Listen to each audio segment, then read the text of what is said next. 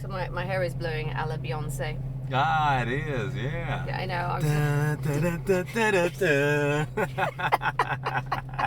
The cameras came on, the wind just blew. And I just felt myself being taken over by the spirit of Beyonce. If I ever meet, I'll be like, I was with Kenny Lattimore in this Aston Martin DB11, and I just felt your spirit. Yeah. She'd be like, security? Hi, I'm Isha Sesay, and I'm the host of a brand new show called Driven. Each week, I'll speak to a successful person who's experienced incredible highs and, in some cases, soul-crushing lows. Along the way, you may be moved to laughter and you may well shed some tears. But my ultimate goal is that by the end of it, you feel inspired and you take away some little piece that will leave you driven.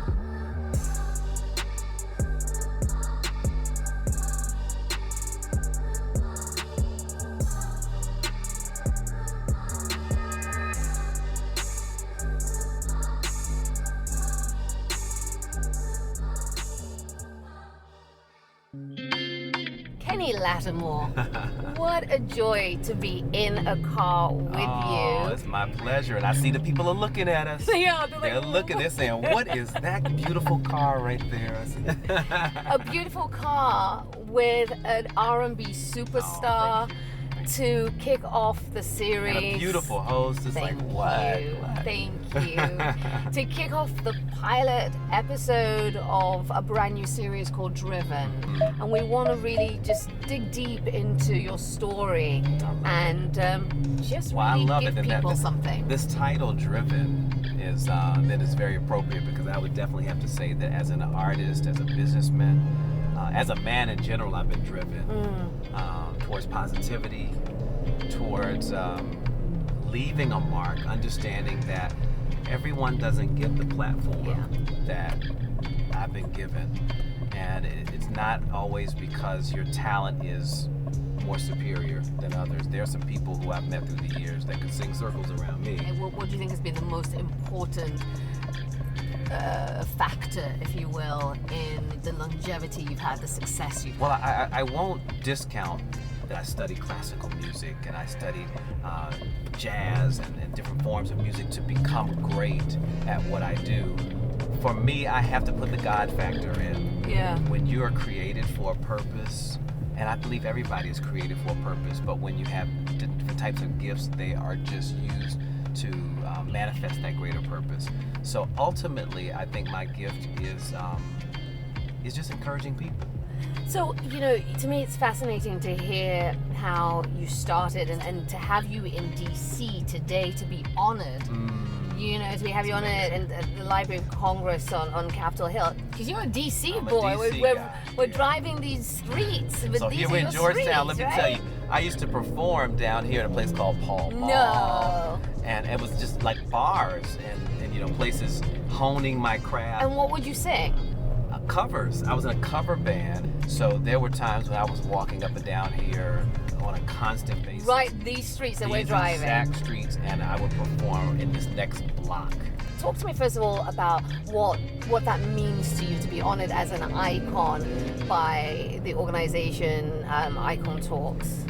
You know, it is the greatest because it makes it real that the time that I actually spent nurturing my craft, the time that I spent understanding what that fathering responsibility was, and really taking on the idea of, okay, I'm going to really encourage and use this at a higher level, that somebody saw it and validates it. So when Icon Talks came to me about this particular honor, I was like, wow, it really is the greatest validation that anybody can get. And to be honored at home. Yeah. And to reflect. It's a great time, you know, driving here and reflecting on all of the pieces that were put together to make it happen. My mom was a student at Howard University, and she was a visionary, and she didn't live to see any of the success I had as a music artist. She passed quite young. But she put all of those things in me. Faith, excellent preparation. To this day, like when I get ready to do a show or anything, I'm always like, okay, who's gonna be there? What is the purpose of this? What is it? It's almost like I have a list of things that I have to go through to make sure that I'm in excellence. And when I walk in the room, I'm aware, I'm thoughtful, I'm sensitive. All these are things that were placed in me very young.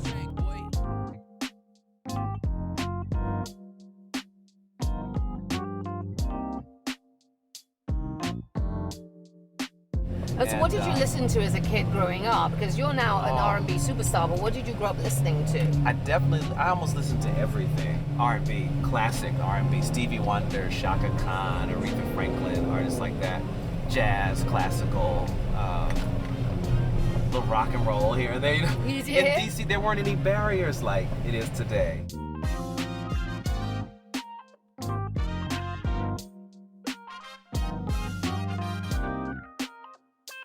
As a kid, when you were listening to all of that music, all different types of music, and you'd already settled on the thought of wanting to be an artist, what did success mean to you as a kid?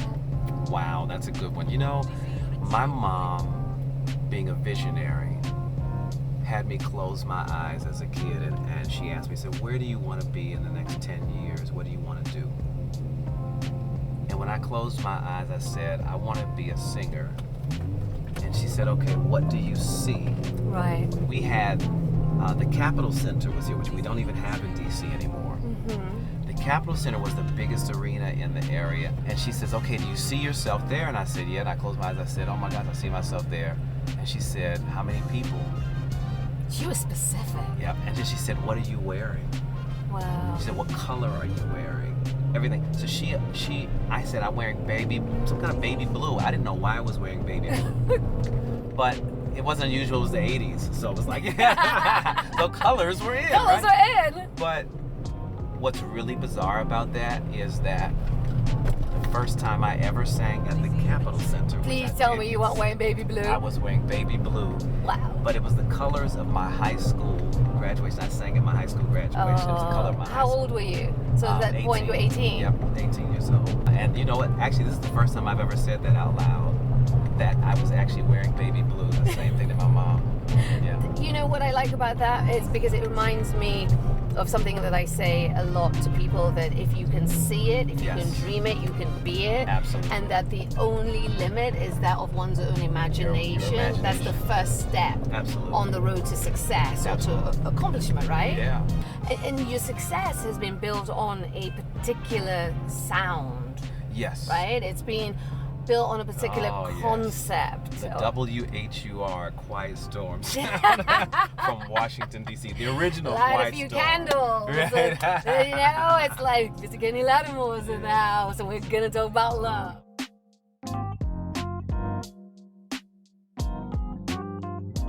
Where you are today, how does the success you've had measure up to the success you had, or the success you imagined? You know, it's interesting.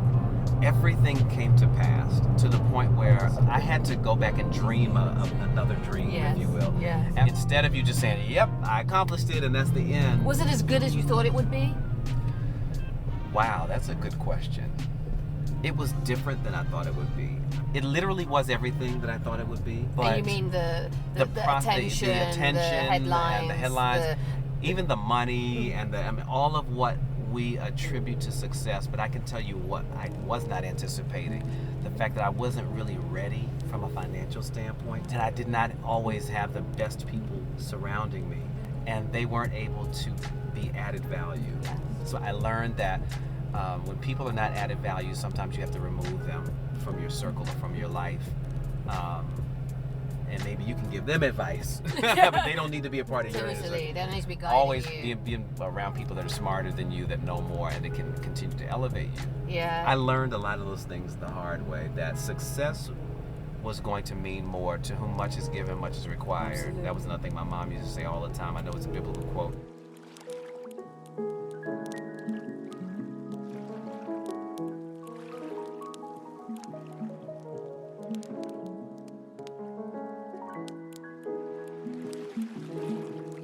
Coming from classical music, you were supposed to sing what's on the page. That was your proof. Can you sing what is written and what you're supposed to do?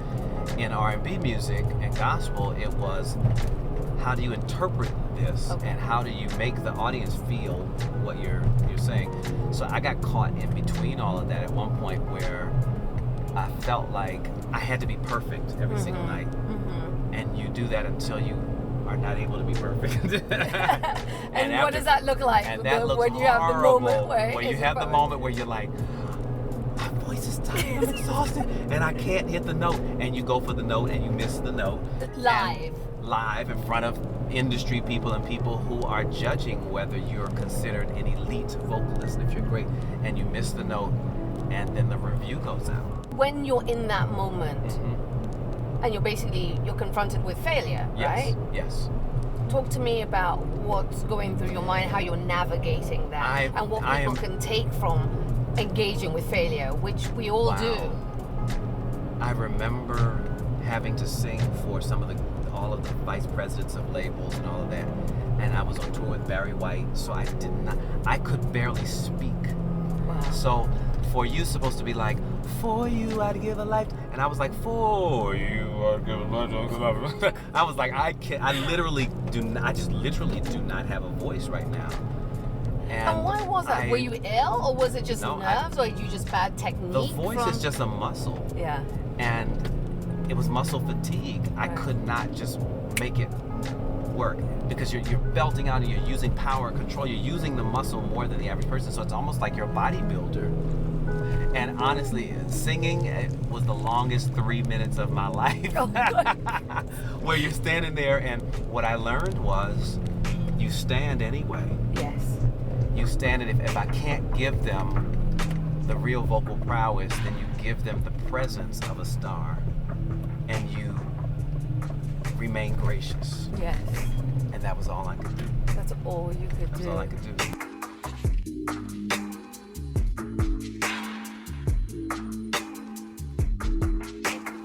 So I've been in the industry for over 30 years. Okay, so over 30 years, that amount of time, and now a song that has come to be, I think maybe, could we say the defining song of... Defining song in 97. So... How do you feel about it all this time later? You know, it's amazing because we evolve as humans in every aspect of our lives. So like when you look at your book, you're just going to remember, wow, I know why I thought this.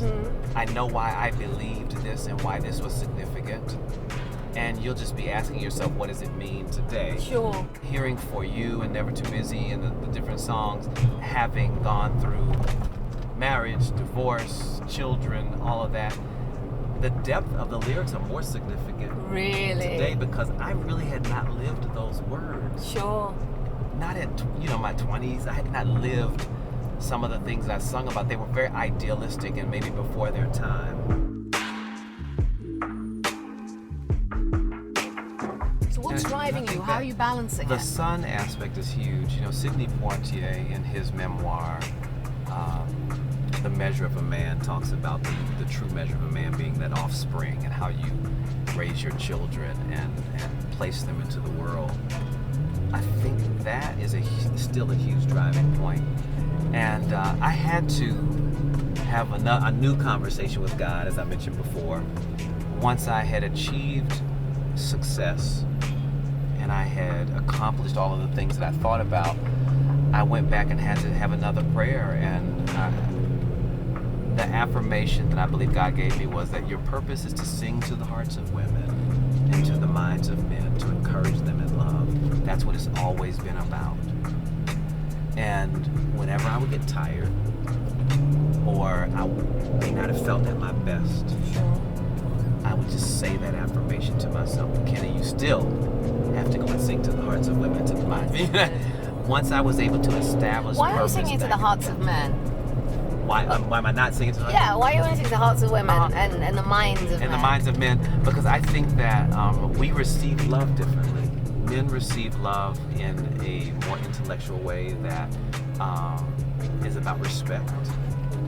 Women, raw emotion, it's their heart, boom, it's right there. But men do not generally react and receive the same way. And I think that's what causes a lot of our communication to be difficult. Fraught, yeah. Because sometimes women have the greater voice and are the greater authority on what love is. So when presented, we go to Hallmark and we see these cards and it's, oh, I love you for these reasons, blah, blah, blah. But they're generally written from a feminine standpoint, and they're written to females. I never thought about that. Men are, if a woman comes to a man and says, you know what, baby, I have your back because you can do anything, and I know you can do anything, and I respect you for that, and I want you to lead our family to greatness, and I want you to, men would be like, whoa, she loves me.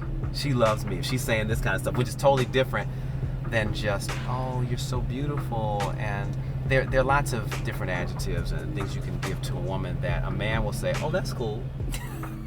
That's cool. Oh, that's nice. Yeah, no, that's real cool. Yeah. And the woman singing, that's all you've got? Right. That's cool. That's cool.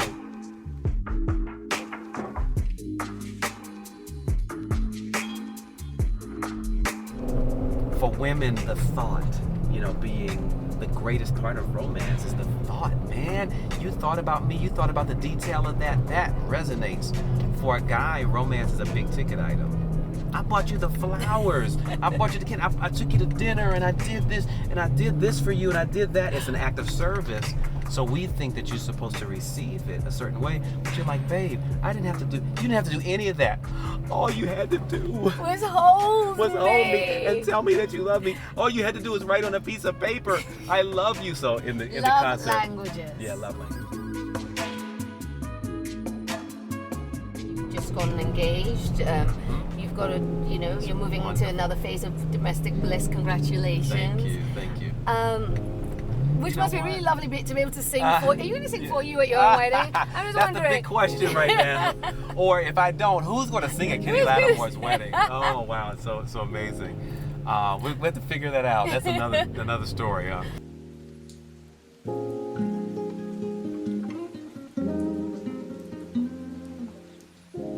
When you talked about dreaming a new dream, are there other dreams for the future? I mean, absolutely. Yes. What are those?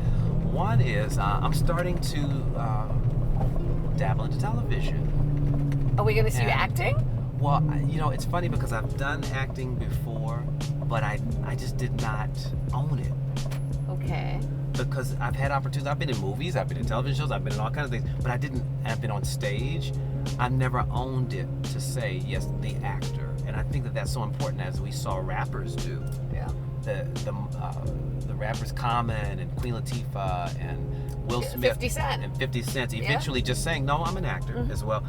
Once you really put that in its proper place, people run with that vision. When you write it, you make it because back it's to out as a there, kid, part right? of it. With your mom. My mom if you can visualize it, if you can claim it, you can own it. You can own it if you claim it. So when you claim it, and then other people believe it, and then they run with your vision. Just other trust people that. will invest in what they think is consistent. Discipline. Consistency. Had I been like, oh yeah, I'm an actor today, oh no, but tomorrow I think I'm going to sing, or well actually I'm going to be a dancer, or such a. Now, we know that all these things can work together. And you can be, considered a triple threat or what have you. Yeah. But I had to remain as consistent as possible in at least one of them. I tell my son, you can do it all, but you can't do it all at the same time. But if you master something, generally people will respect that and they will give to what you've mastered. They most certainly will. As we approach the Library of Congress, this will actually be my first time. It will be at the your first Library time. of Congress. And I campaigned earlier this year for artist rights on Capitol Hill. So I was able to go to visit some Congress people. But it's so funny how I think we take for granted when you live in a place like this, so powerful, you don't always visit all of the places that you could. So some of these things I'm still experiencing for the first time. Out of all the years that I lived here, I lobbied on Capitol Hill for the first time just this past year. What was going through my mind is, I need to go back to history class. I didn't particularly like history. Can I say that? And be, I'm going to be very vulnerable now. No. This is a safe space. Oh my God. Beautiful Aston Martin is a safe space. Oh my gosh, that's beautiful. I love that. I like that.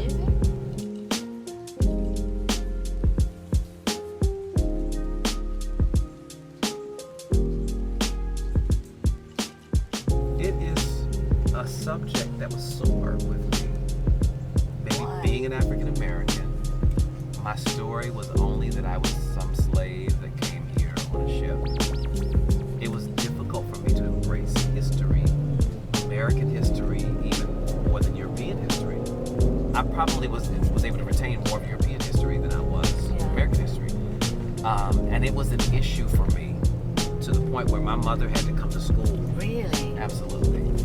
And we had to figure out how I was going to get out of U.S. history, or pass. We had to figure out how I was going to pass U.S. history. And so were you just not studying, or what was going on? You were just... I wasn't studying, I wasn't interested, and I almost went through sort of a depression. I was depressed over history. And I mean, not my whole life, but when I was going to that class, I just was like, okay, can we talk about something else? Understanding the significance of U.S. history and what part it plays in my life. I'm able to embrace it as an adult in a different manner.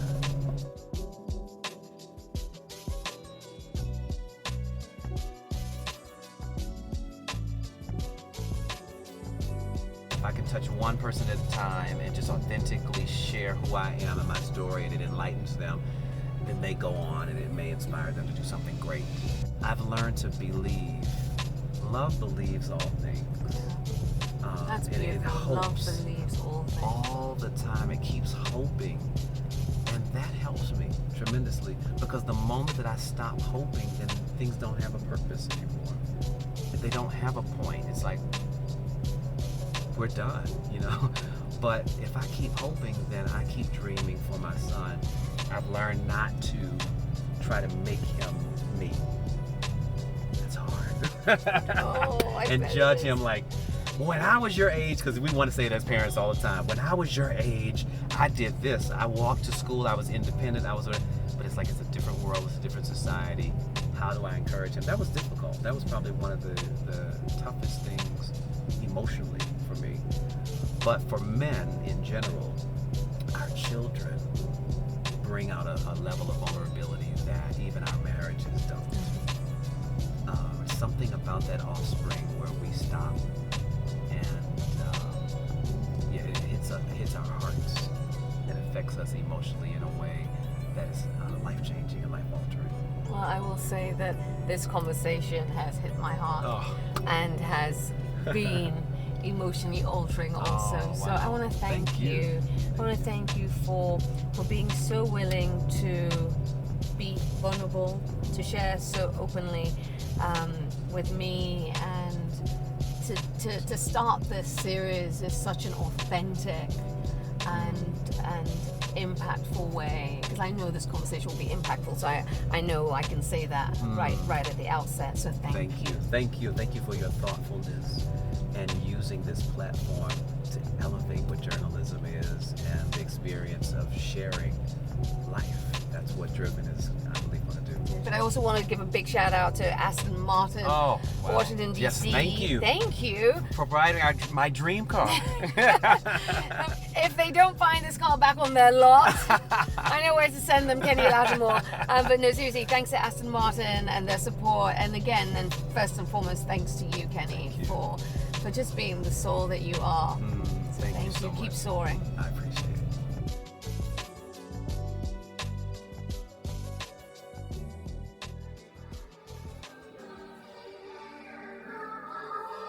Someone once gave me 144 long-stemmed roses. I opened my front door and the delivery guy was just bringing baskets of flowers, but there was no card.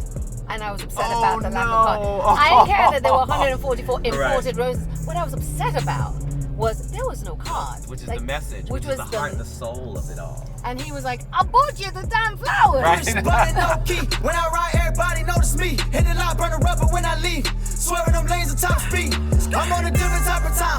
I'm in a different type of whip. I'm in a different type of lane. Aston Martin is